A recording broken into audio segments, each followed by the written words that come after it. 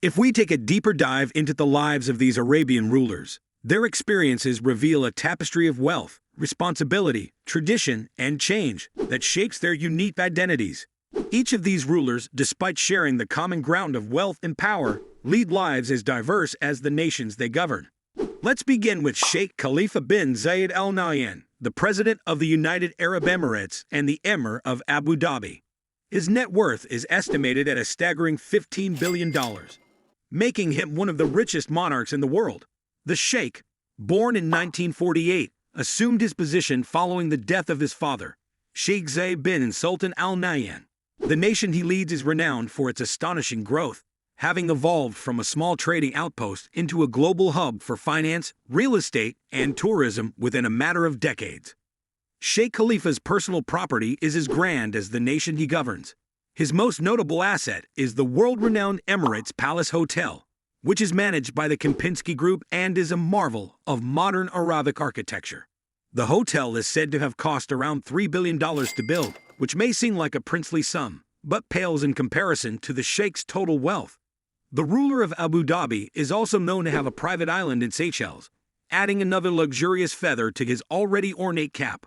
The Sheikh is a strong believer in education and has funded several academic institutions both within and outside the UAE.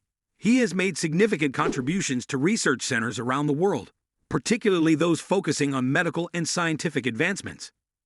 Now, moving from the UAE to its neighbor, Saudi Arabia, we find King Salman bin Abdulaziz Al Saud. As the King of Saudi Arabia, his personal wealth is estimated to be around $18 billion. However, with control over one of the world's largest oil reserves, the actual wealth of the Saudi monarchy far outstrips this number. The king, born in 1935, has presided over the nation since 2015, following the death of his half-brother, King Abdullah. King Salman's main residence is the Al Yamama Palace in Riyadh, an imposing, modern structure reflective of Saudi Arabia's rapid development. However, his accommodations span the globe, with luxurious properties in Spain, France, and Morocco. Despite the enormous wealth and influence at his disposal, King Salman is not without his share of challenges. The kingdom has been grappling with the task of diversifying its economy, primarily reliant on oil, as part of its Vision 2030 initiative. This initiative is being spearheaded by King Salman's son, Crown Prince Mohammed bin Salman, who is seen as the de facto ruler of Saudi Arabia. Further east, the Sultan of Brunei, Hassan al-Bolkiah, rules one of the smallest yet wealthiest nations on earth. With an estimated personal net worth of $20 billion, the Sultan is not shy about flaunting his wealth. He lives in the Astana Nurul Iman Palace, which holds the world record for being the largest residential palace ever built. The palace boasts 1,788 rooms, including 257 bathrooms, a banquet hall that can accommodate up to 5,000 guests, a mosque accommodating 1,500 people, a 110-car garage, a stable for the Sultan's 200 polo ponies, and 5 swimming pools. Yet the Sultan's display of wealth doesn't stop there.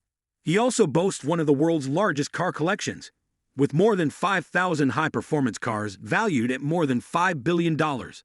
The collection includes hundreds of Rolls-Royces, Ferraris, and Lamborghinis. Despite his extravagant lifestyle, Sultan Bolkiah has maintained a degree of political stability in Brunei and has initiated reforms to modernize the nation's economy.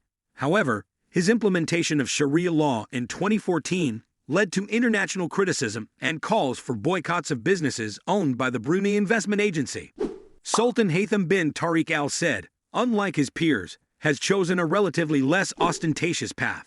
As the ruler of Oman, his wealth is considerable, but not as well documented or publicly flaunted as his peers.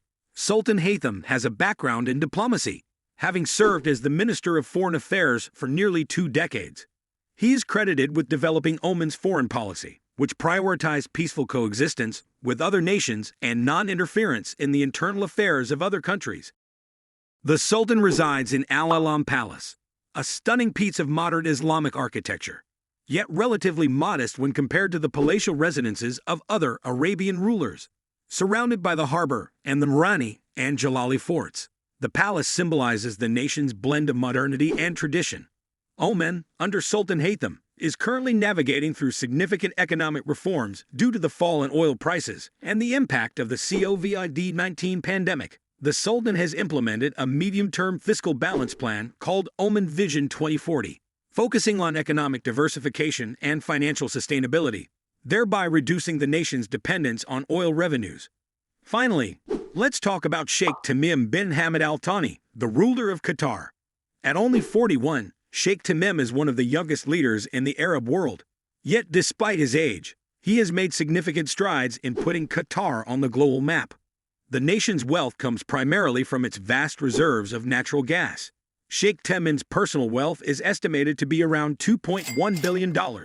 Sheikh Tamim ascended to the throne in 2013 after his father, Sheikh Hamad bin Khalifa Al Thani, abdicated in his favor. Since then, he has overseen major projects such as the development of Qatar's infrastructure and the preparation for the FIFA World Cup 2022, which was a global event of substantial prestige for the country. As for his residence, Sheikh Tamim lives in the Amiri Diwan, a monumental complex that combines both modern and traditional architectural designs. The palace serves as his home and the center of Qatar's government. Just like his counterparts, Sheikh Tamim faces his set of challenges, particularly from neighboring nations. In 2017, Qatar faced a blockade from Saudi Arabia, UAE, Bahrain, and Egypt over allegations of supporting terrorism, which led to a diplomatic crisis. However, the crisis was resolved in 2021, helping stabilize the region. In conclusion, the lives of these Arabian rulers provide a fascinating insight into a world marked by immense wealth, political power, and the constant challenge of leading their nations through times of change. Despite their wealth, these leaders are not insulated from the trials and tribulations of governance, facing issues ranging from economic diversification to diplomatic disputes. Their lives are as much a testament to the power of wealth as they are to the responsibilities that come with leadership.